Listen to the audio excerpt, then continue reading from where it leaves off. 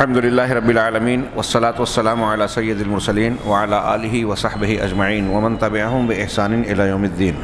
اعوذ باللہ من الشیطان الرجیم، بسم اللہ الرحمن الرحیم۔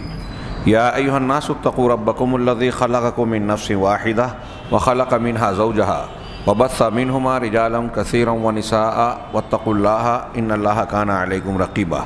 محترم حاضرین، آج ہم سورۃ النساء پر سرسری نگاہ ڈالیں گے۔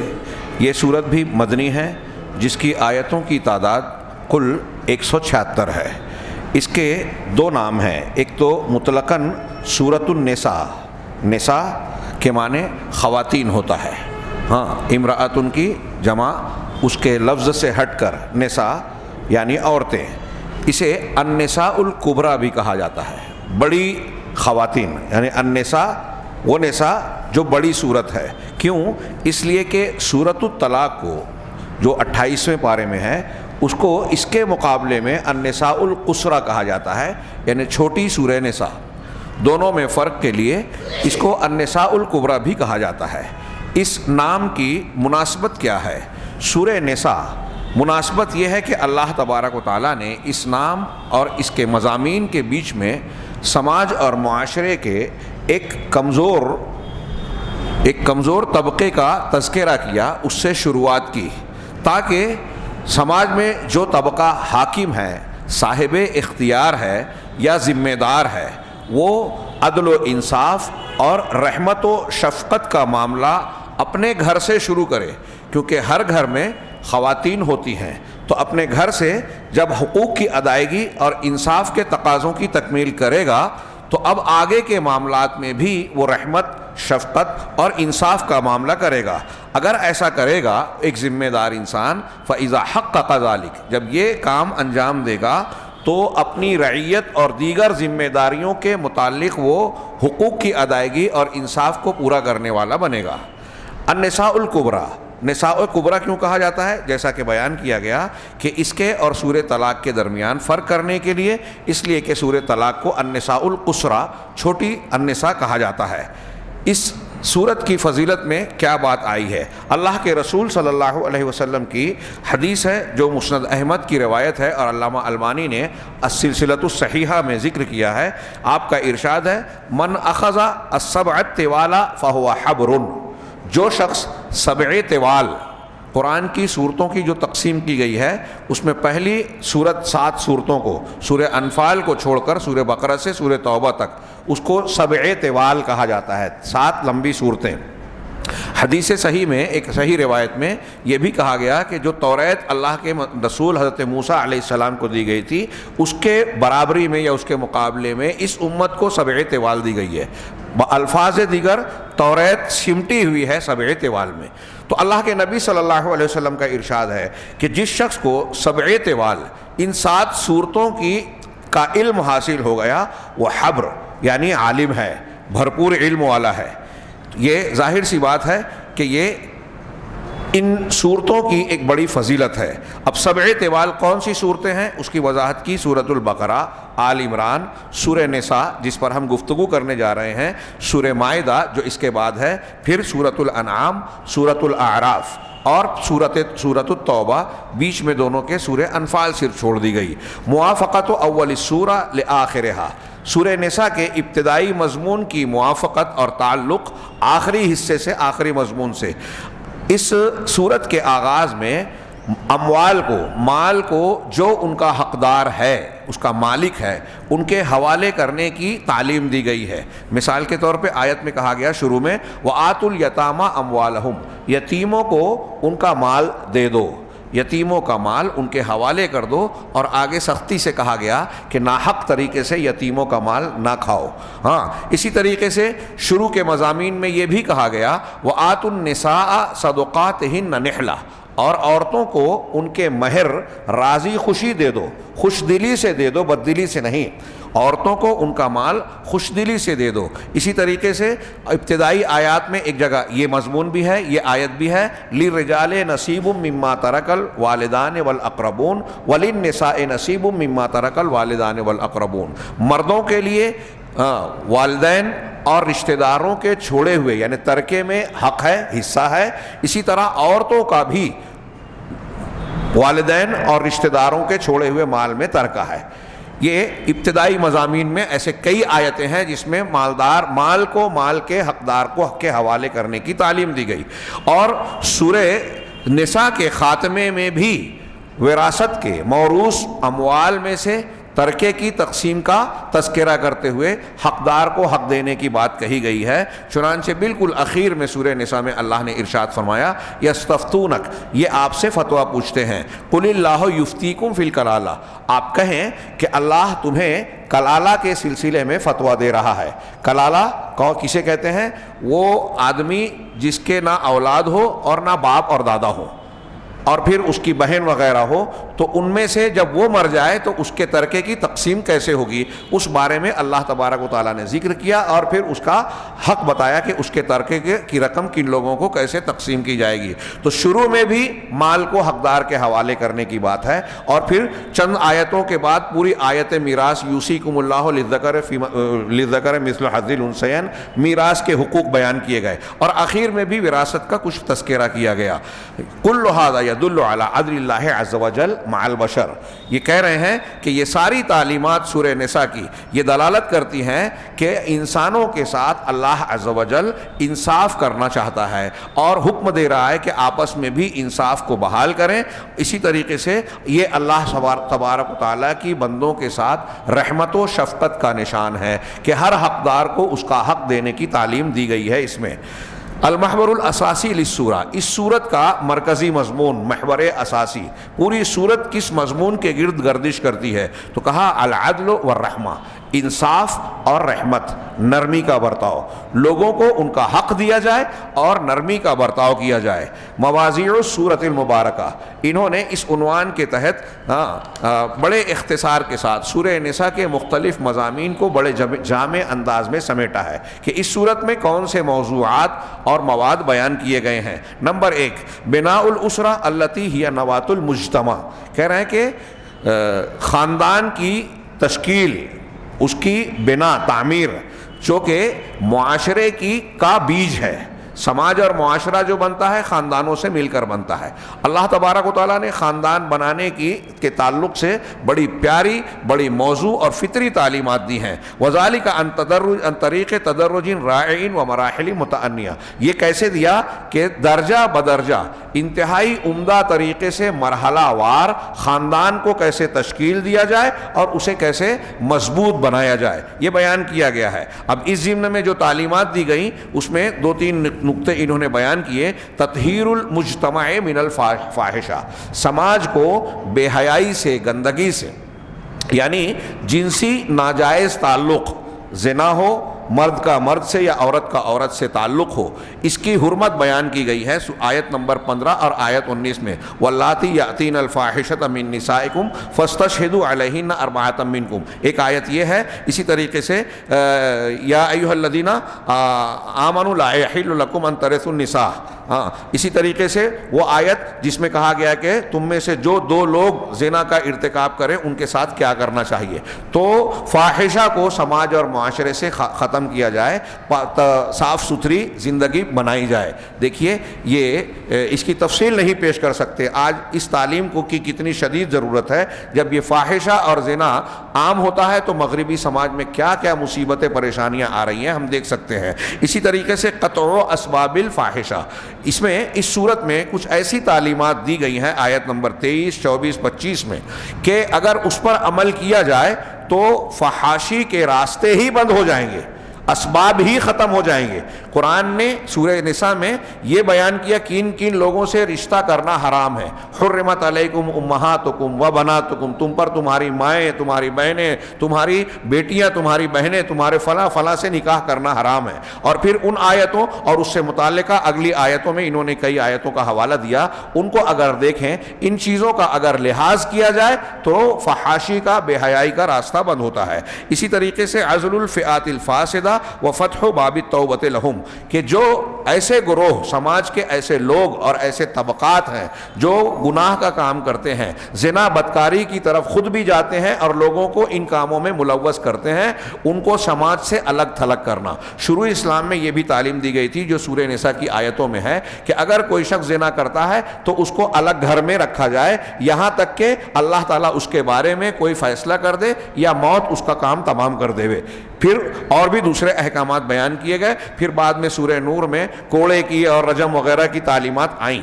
کہہ رہے ہیں وفتح باب التوبۃ لہم، ساتھ ہی ساتھ ان کے لیے، ایسے لوگوں کے لیے جو بگڑے ہوئے ہیں، سماج میں بے حیائی اور برائی زناکاری پھیلاتے ہیں، ان کے لیے توبہ کے دروازے کو بھی کھلا رکھا گیا۔ واللذان یأتیانھا منکم فآذوہما، جو لوگ اس گناہ کا تم میں سے دو لوگ ارتکاب کرتے ہیں تو انہیں تکلیف دو، سزا دو۔ فإن تابا وأصلحا فأعرضوا عنہما، اگر وہ توبہ کر رہے ہیں، سدھر رہے ہیں تو پھر ان سے اعراض کرو۔ ان اللہ کان توابا رحیما، پھر اسی میں اگلی آیت میں کہا انما التوبۃ علی اللہ للذین یعملون السوء بجہالۃ ثم یتوبون من قریب، کہ جو اللہ ان لوگوں کی توبہ قبول کرتا ہے جو نادانی میں غلطی کا ارتکاب کرتے ہیں پھر جلد ہی توبہ کرتے ہیں۔ موت یا موت کے آثار کے آنے سے پہلے توبہ کرنا جلد ہی ہے۔ اس کے بعد والی آیت میں بھی توبہ کا ذکر کیا گیا۔ نمبر 2 کے تحت کہہ رہے ہیں کہ اس صورت کے اندر دوسری بات جو بیان کی گئی، بہت اہم تعلیم، مکانۃ المرأۃ فی الاسلام، اسلام میں عورتوں کا مقام اور مرتبہ کیا ہے۔ وأن لها حقا فی المیراث کالرجل تماما، اور یہ بھی بیان کیا گیا کہ عورتوں کا میراث میں بھی حق ہے مردوں کی طرح، بالکلیہ طور پر مردوں کی طرح۔ اب مختلف رشتوں اور حالات میں اس کے حصوں میں کمی بیشی ہوتی ہے۔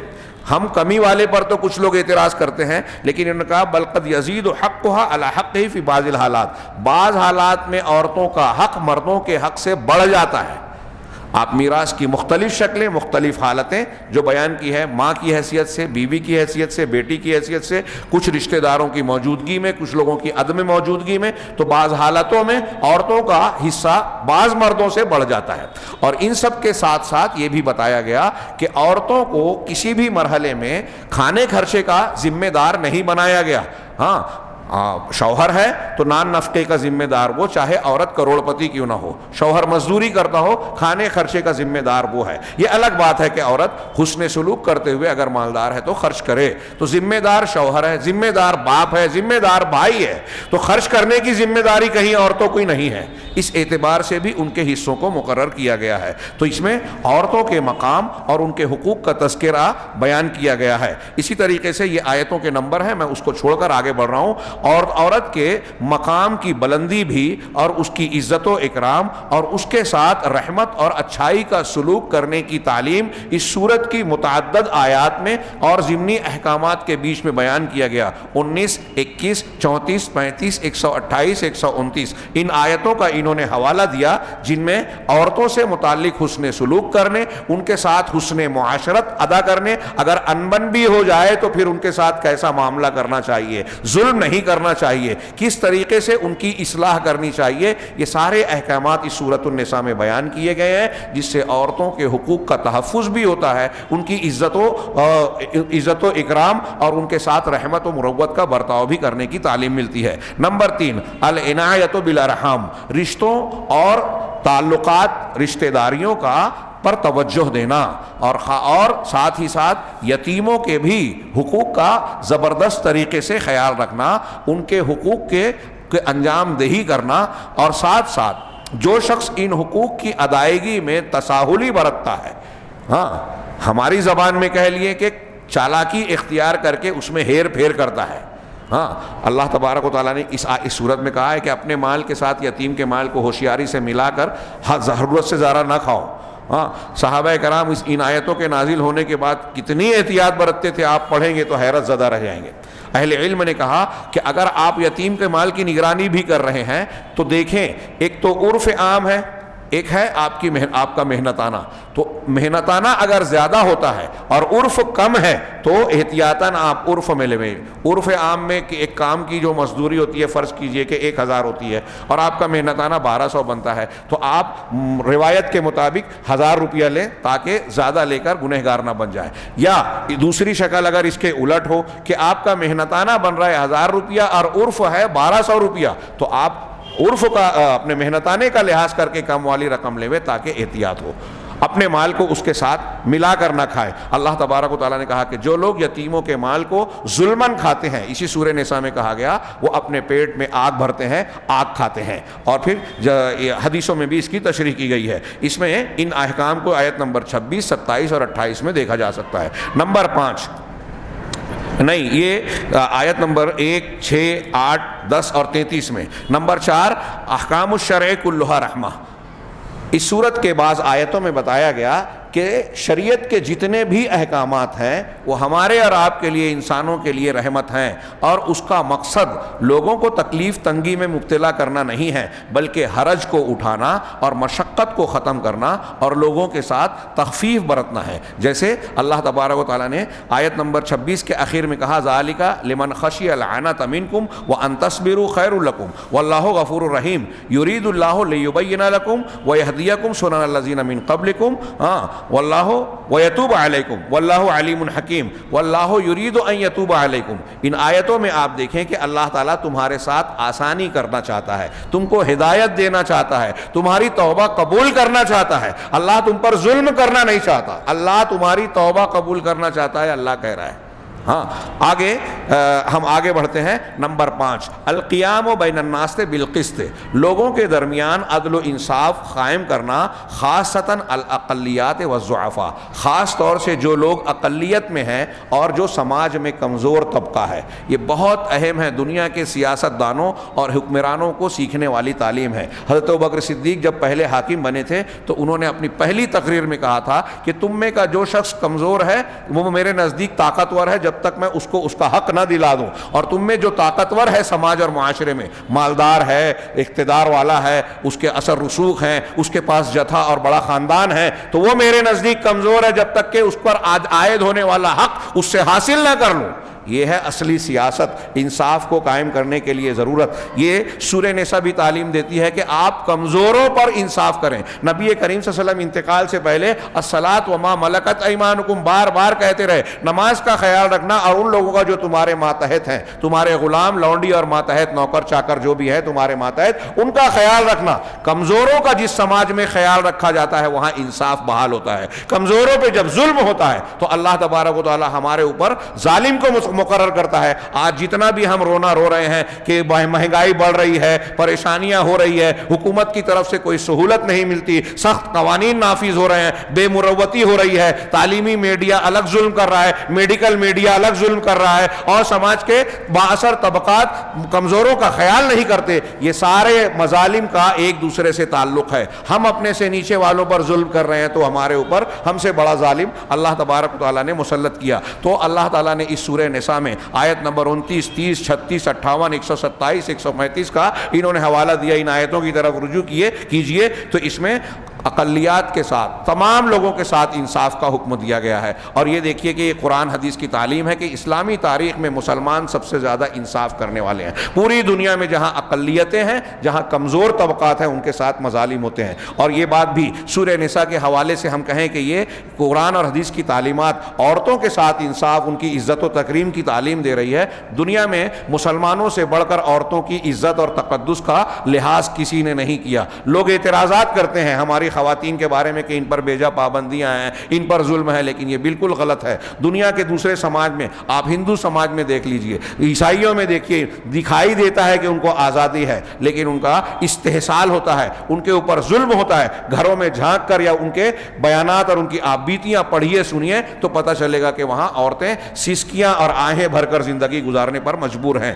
آگے ہم بڑھتے ہیں کہ اس صورت کے اندر منافقین کی صفات کا بھی بیان ہے, جو کہ مسلمانوں کے اسلام کے ڈھانچے کو کمزور کر دینے کی کوشش میں ہر وقت لگے رہتے ہیں. ان المنافقین فی الدرک الاسفل من النار، اور اس سے پہلے اور بعد کی آیتیں انہوں نے کئی آیتوں کا حوالہ دیا ہے نمبر کے ساتھ میں، ان کا مطالعہ کریں کہ منافقین کا بھی تذکرہ کیا ہے جو اسلامی سماج کو توڑنے پھوڑنے اور اس کو کمزور کرنے کے لیے ہمیشہ سرگرم عمل رہتے ہیں، اور اس کے ارکان کو، سماج کے اور اسلام کے ارکان کو توڑ دینے کی کوشش کرتے ہیں. اللہ تبارک و تعالیٰ نے ان کے احکام کو بیان کیا اور ان سے ہوشیار رہنے کی تعلیم دی. ہمارے بیچ میں بھی ایسے لوگ ہیں جو فساد پھیلاتے ہیں، دشمنیاں بڑھاتے ہیں، دین کے اچھے کاموں اور دعوت کے کاموں سے روک کر لڑائی جھگڑا، آپس کے اختلافات میں لگتے ہیں، انانیت کے باتوں میں لگانا چاہتے ہیں. ان سے ہوشیار رہ کے دعوت کے کاموں کو متاثر ہونے سے بچانا ضروری ہے. اس سورہ نساء کی تعلیمات میں یہ بھی شامل ہے. اس کے بعد اللہ تبارک و تعالیٰ کے نمبر 7 میں کہا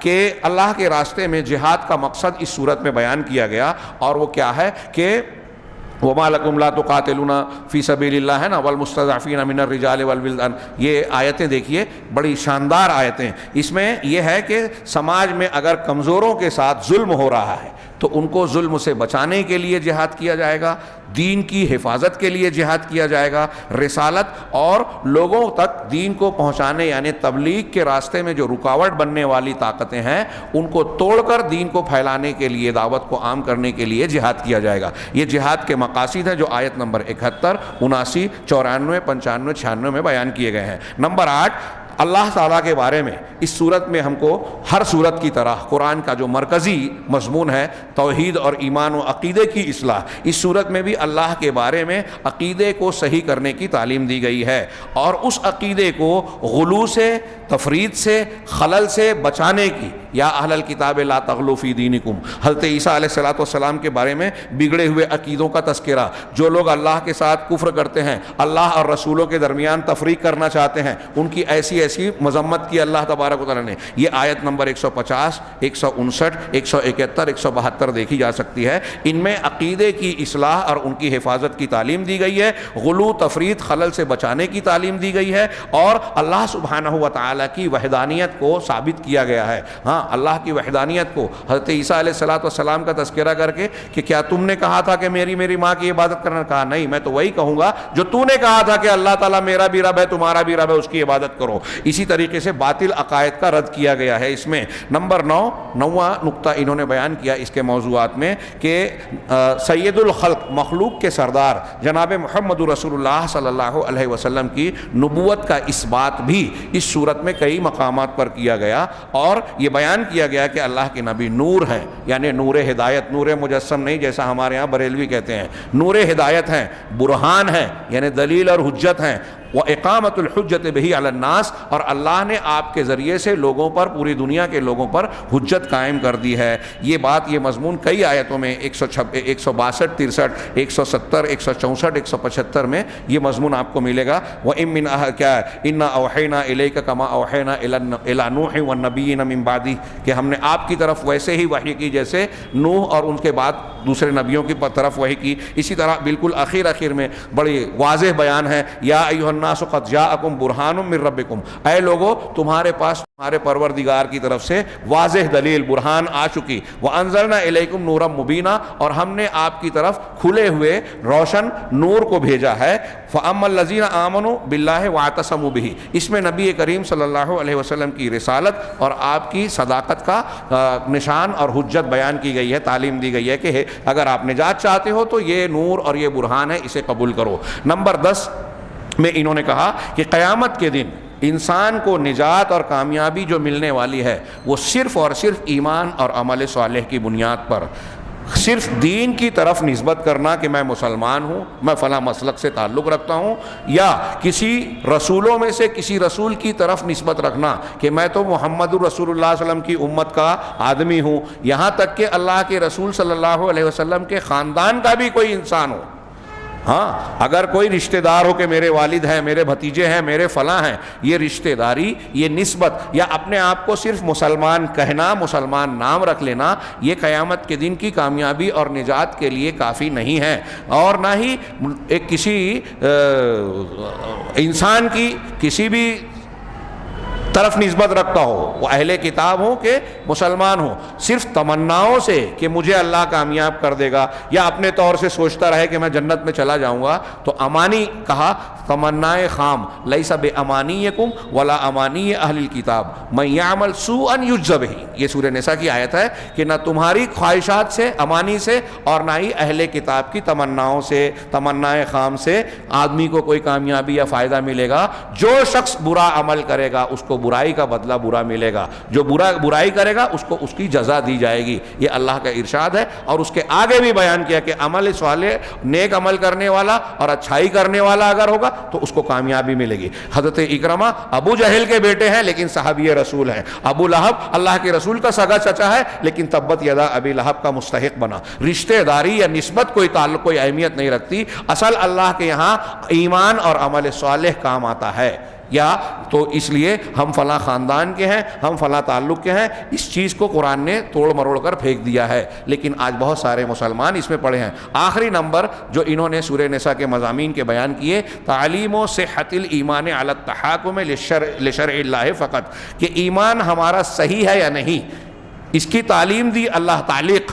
اللہ تعالیٰ نے بتایا کہ ہمارے اور آپ کا ایمان صحیح ہے یا نہیں، اس بات کا انحصار یا ثبوت اس سے ملتا ہے کہ ہم اپنے معاملات کا فیصلہ اللہ اور اس کے رسول کے دین اور احکامات کے مطابق کرتے ہیں کہ نہیں، اپنے جھگڑوں کا فیصلہ شریعت کے مطابق، اپنے مقدموں کو شریعت کی عدالت میں لے جاتے ہیں یا نہیں، کہ ہم اللہ اور اس کے رسول کے فیصلوں کو قبول کر لیں اور اس کے سامنے جھک جائیں، اس طریقے سے کہ اللہ تبارک و تعالیٰ کی شریعت سے اپنے جھگڑوں کا فیصلہ کرنا ایمان کا سب سے اہم مظہر ہے۔ وما ارسلنا من رسول الا لیطاع باذن اللہ، یہ آیت نمبر 64 پڑھ لیجئے آپ، کہ ہم نے کوئی بھی رسول اس لیے بھیجا ہے، صرف اس لیے بھیجا ہے کہ اس کی اطاعت کی جائے اللہ کے حکم سے، نہیں بھیجا ہم نے کسی رسول کو مگر اس لیے کہ اس کی اطاعت کی جائے اللہ کے حکم سے۔ دوسری آیت جو اس کے فوراً بعد آیت نمبر 65 ہے، فلا وربک لا یؤمنون حتی یحکموک فیما شجر بینہم، کہ تمہارے رب کی قسم وہ لوگ مومن نہیں ہو سکتے جب تک اپنے اختلافات کو آپ کی عدالت میں پیش نہ کریں اور پھر آپ کے فیصلے سے دل میں بھی تنگی محسوس نہ کریں اور سامنے بھی ظاہر میں بھی جو ہے آپ کے فیصلے کے آگے جھک نہ جائیں۔ یہ دو آیتوں کا حوالہ دیا، ہم اس آیت کا بھی حوالہ دے سکتے ہیں جس میں اختلافات کا فیصلہ سناتے ہوئے اللہ نے کہا کہ اگر تمہارا کسی معاملے میں جھگڑا ہو جائے، اللہ کی اطاعت کرو، رسول کی اطاعت کرو اور اولو الامر کی، جماعت اور اجتماعیت کا حکم اولو الامر کے ساتھ دیا، لیکن یہ بتایا کہ اس اولو الامر کی اطاعت اللہ اور اس کے رسول کی اطاعت کے تابع ہے۔ اب اگر تمہارا آپس میں اختلاف ہو جائے، فردوہ الی اللہ والرسول ان کنتم تؤمنون باللہ والیوم الآخر، تو تم اللہ اور اس کے رسول کی طرف باتوں کو، اپنے اختلاف کو لوٹاؤ اگر تم اللہ پر اور آخرت کے دن پر ایمان رکھتے ہو۔ تو ایمان کا تقاضا یہ ہے کہ جھگڑے کا نپٹارہ قرآن حدیث کی روشنی میں کرو، اللہ اور اس کے رسول کی طرف لوٹانے کا مطلب قرآن حدیث سے۔ اس سے یہ بھی معلوم ہوتا ہے کہ ہمارے اختلافات کا، جھگڑوں کا حل قرآن و حدیث میں موجود ہے۔ بہرحال یہ ہمارے ایمان کی کسوٹی یہ ہے، قرآن کے سورہ نساء بتا رہی ہے کہ ہم اپنے جھگڑوں، مقدموں اور معاملات کا فیصلہ شریعت الہی کے مطابق کرتے ہیں یا نہیں۔ اگر نہیں کر رہے ہیں تو ہم مومن ٹھیک ٹھاک ہے نہیں، اور اگر کر رہے ہیں تو ہمارا ایمان سلامت ہے۔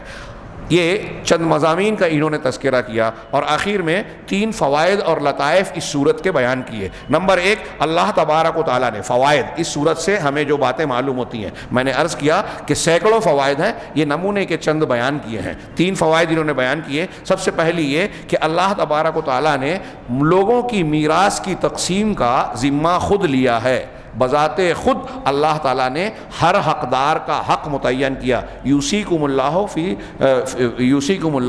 فی اموال، کیا ہے، للذکر مثل حظ الانثیین، یہ آیت کہ اللہ تمہارے مالوں کے سلسلے میں وصیت کرتا ہے کہ مرد کو ایک مرد کو 2 عورتوں کے برابر ملے گا۔ پھر اس کے بعد متعدد حقوق کو بیان کیا گیا، اور آگے پیچھے بھی اس صورت میں اللہ تعالیٰ نے بذات خود جو ہے یوصیکم اللہ فی اولادکم، یہ ایسے ہے لیوسیکم اللہ فی اولادکم للذکر مثل حظ الانثیین، اور پھر پوری لمبی متعدد آیتیں بیان کی گئیں، اور آگے پیچھے آخری میں کلالہ کا ذکر ہے، شروع میں حقوق کا تذکرہ ہے۔ تو اللہ تعالیٰ نے مواریث کو، وراثت کے حقوق کو کی تقسیم کو بذات خود بیان کیا ہے، اس کی ذمہ داری لی ہے۔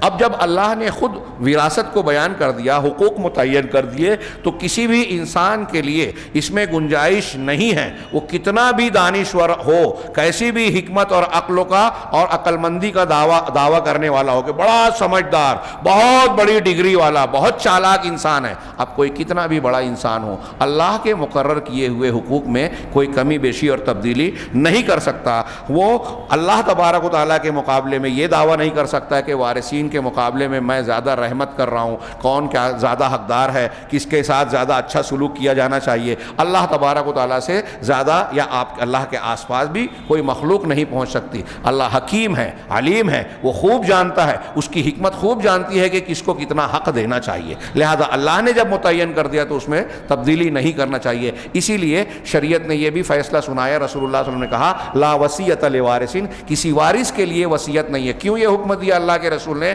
کہ اللہ نے جب وارث کا حق متعین کر دیا، اب ایک آدمی وارث کے لیے وصیت کر رہا ہے تو اس کا مطلب یہ کہ اللہ کے متعین کیے ہوئے حق میں کمی بیشی کر رہا ہے۔ ایک کے حق میں وصیت کر رہا ہے تو اللہ نے اس کو جتنا دیا تھا اس سے بڑھا رہا ہے، اور اس کو بڑھا رہا ہے تو دوسرے وارث کا کم کر رہا ہے، اللہ کے فیصلے میں تبدیلی کر رہا ہے۔ اس لیے وارث کے لیے وصیت جائز نہیں ہے، یہ نمبر ایک کہا۔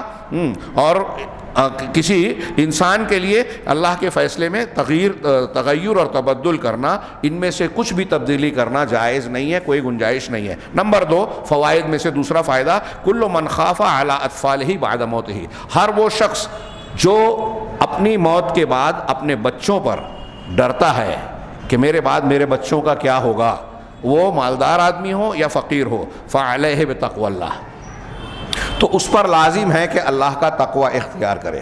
ہم میں سے ہر شخص، آپ ان آیتوں کو پڑھیں جو سورہ نساء میں ہیں، اور اس سے پہلے سورہ آل عمران یا سورہ بقرہ میں بھی اللہ نے کہی کہ تم میں سے کسی کو مال ہو، باغات ہوں، سب کچھ ہوں، سوچو، اور اس کی چھوٹی چھوٹی ذریت اور اولاد ہو، اب وہ یہ سوچے کہ اچانک اس کو اگر اس کے باغ کو، اس کے کھیت کو اچانک آگ لگ جائے یا طوفان آئے اور پورا کا پورا کھیت اجڑ جائے، باغ تہس نہس ہو جائے، تو کیا کرے گا؟ اللہ نے بہت پیاری مثال دی اور پھر اس کے بعد آگے تلقین کی۔ ایسے یہاں بھی کیا، کہا کہ تم یتیم بچوں کا خیال رکھو اور سوچو کہ تم اگر مر گئے اور تمہارے بچے یتیم ہو جائے تو تمہارے بچوں کے ساتھ کیسا سلوک ہونا چاہیے۔